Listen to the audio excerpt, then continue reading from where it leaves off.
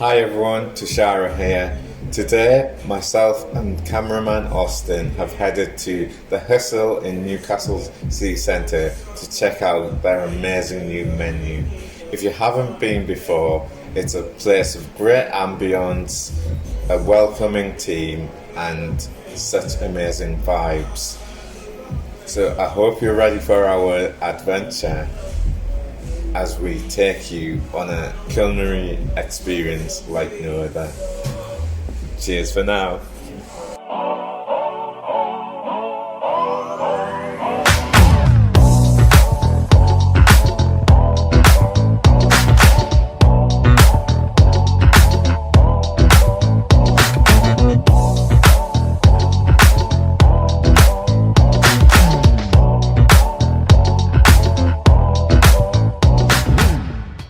So guys, me and Austin have just tried some amazing food at the Hustle, and I'm honoured to be sat down with Chef Mark. How you doing, Mark? I'm very well, thank you. I'm glad you both enjoyed the food. So tell us, how has this week been, especially since it's been Newcastle Restaurant Week? Yeah, so it's been a little bit manic, to be honest with you. It's the first week where we've been super busy, which is always a good thing. So it's been nice to see the team that we've got in place, both front house and the kitchen, working very well together and organising how we're sending the food and how it's going out. It's been a good week. Obviously you can tell there's a lot of love that has gone into the preparation of the food.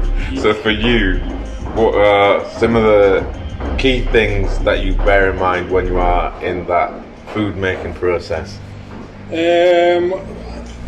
It's all about teamwork, really. That's the key part to everything. It's just making sure that everybody can kind of work and knows what they're doing and have fun whilst they're doing it. I think that's the key focus to a team. For the prepping side of things, it's simple and elegant. Yeah. Like you've seen in your tastes on the food.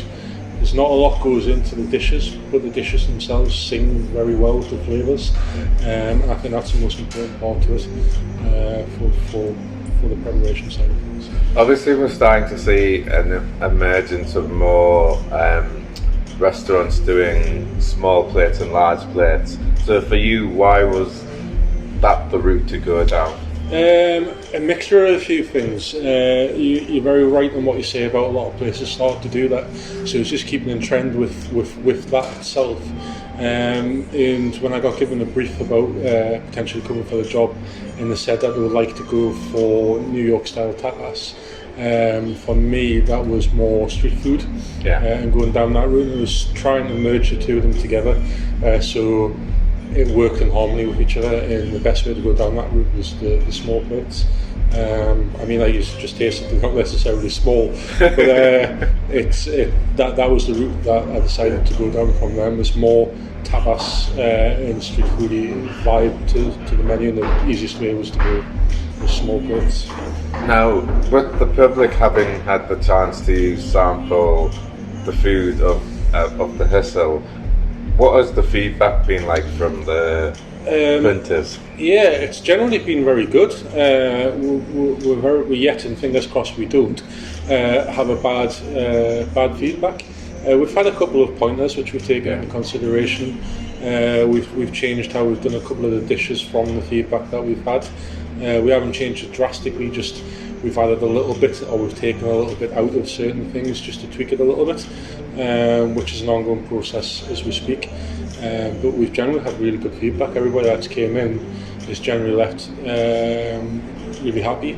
One of the biggest things for us is we showed matches for the football, so we've had a lot of football supporters coming in, and over the weeks you can see the returning faces coming back every week when the match is on, which is good. So it's always good to see a returning customer. It's a really big pat on the back. You know, it means we're doing something right. So it's good. So from the dishes that you've got on the menu, for you, which is your personal favourite? Ooh, you put me on the spot. I really like the surf and turf salad that we're currently got on, which will be going on to our new menu. I do like the Mongolian beef. I'm a big beef fan. I like the two of them on them.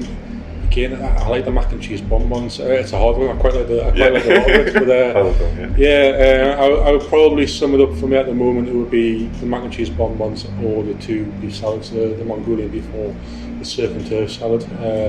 I just think they pack so much flavour on every single one of them. So for me, it would be one of the 3. I don't think I could pick which one, but it would be one of the 3.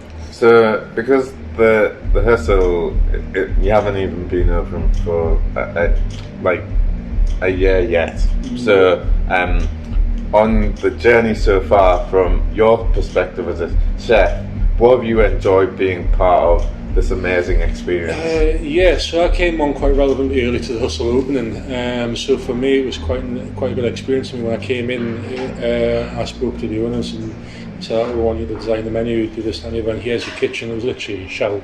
There was nothing in there, so it was literally getting it from the ground up, getting all the equipment that we needed, and getting the literally down to the wire with knives and forks and everything, to then designing the menu and then getting a team in place that I enjoy working with, that are capable of doing the job, and then going from there. And then from that, it just keeps going and going. I'm really excited. I liked the first menu that we've had out. The menu that we've got currently now for Restaurant Week is a step up again. We've got the Chinese New Year menu, which we're running from the first week of February. Again, I'm really excited to see them going. And again, I'm very much a team player, and everybody that I've got in the kitchens all had a little say in things as well. And it's so gratifying when I see them get excited about how things are going to go, or their ideas coming across onto the menu in some form. So for me, it's getting the gratitude from them as well, which is a massive pat on the back. Awesome. So we often speak about like food memories and stuff like that. So for you, how did your love for food first begin? This is a very easy question for me to answer. It was my granddad, to be perfectly honest with you. From a very young age, I used to spend a lot of time with my nana and granddad. And my granddad used to always make the food. My nana used to be terrible at cooking. It would be my granddad who used to make all the food. It was just watching and tasting from there. It was just I knew that I wanted to do something from there. And I've always been a lover of eating the food, so I decided when I was about 12 or 13 that was something I wanted to go down. What was your signature dish at that point? I love pastry. I love cakes and that kind of element. That's what I kind of got into most. So I would kind of say something along those lines. Signature. It's a very hard question to answer that one, because I've had such a diverse people that I've worked with that have taught me and teach me along the lines to where I am today, and it would be hard to pick elements off every one of those to kind of say that would be my signature dish. As you can see, I've varied from all over, and it just comes back from them, and I owe a lot to them as well. So it would be unfair to kind of say this is my signature dish. And it will feel nice knowing that in terms of the hustle, you're creating food memories for other people, because they're coming here for special occasions, catch-ups, first dates even. 100%. I mean, it's always gratitude. I mean, I spend a lot of time, I nip out, I keep getting wrong, I totally get back in the kitchen. But I do like to go to customers and see how they're going, but I think for me one of the other biggest factors is I've brought a couple of people I've worked with in the past to come work with me again,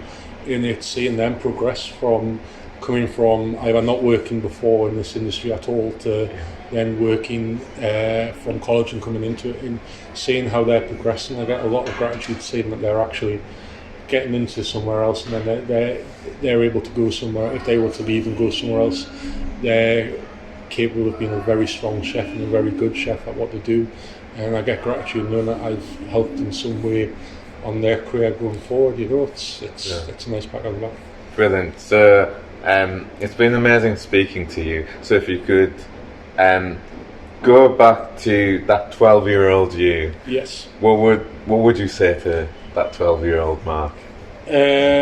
Just keep going. There's going to be hard days ahead, but just work through them and keep your head down and go. You know, every day's a learning day. Some days you're the teacher, some days you're the learner, and it's just keep your head down and go. You'll get there eventually, and it's where I've done, you know. Awesome. Well, thank you again for tonight's amazing Thank you very much for coming down and trying. I'm glad you both enjoyed. Thanks very much. Thank you very much. Thank you.